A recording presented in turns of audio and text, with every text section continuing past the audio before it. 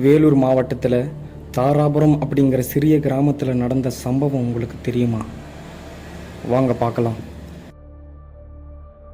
1998வது வருஷம் தாராபுரம் அப்படிங்கிற கிராமத்தில் ஒரு பழங்கால மரம் ஒன்று இருக்குது. ஊர் மக்கள் எல்லாரும் அந்த மரத்தை பார்த்தாலே பயப்படுவாங்களாம். அந்த மரத்துக்கு மாயை மரம்னு பேரும் வச்சுருக்காங்க. ஏன்னா அது நைட்டு 12 மணி ஆனால் மட்டும் ஒளிரத் தொடங்குமா. இது ஏன்னு ஊர் பெரியவர்கள் சொல்கிறது என்னன்னா, சுமார் 100 வருஷத்துக்கு முன்னாடி அந்த மரத்துக்கிட்ட ஒரு சடங்கு நடந்ததாகவும், ஒரு தந்திரவாத சாமியார் ஒரு சின்ன பொண்ணை பலி கொடுத்ததாகவும், அதுக்கப்புறம்தான் அந்த மரம் நைட்டு 12 மணி ஆனால் ஒளிர தொடங்கும்னு சொல்கிறாங்க.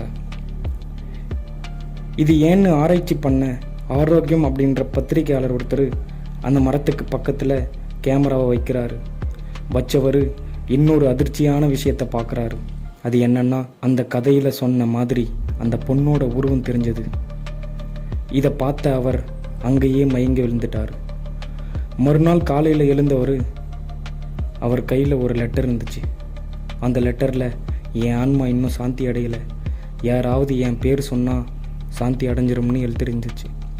அதுக்கப்புறம் அந்த ஊர் மக்கள் எல்லாம் அவள் பேரை சொல்ல ஆரம்பித்தாங்க. அன்னிலிருந்து அந்த மரம் நைட்டு 12 மணி ஆனால் ஒளிர்றத நிறுத்திடுச்சு. இது மாதிரியான மிஸ்டீரியஸான கதைகளை தெரிஞ்சுக்க நம்ம சேனலை சப்ஸ்கிரைப் பண்ணிடுங்க.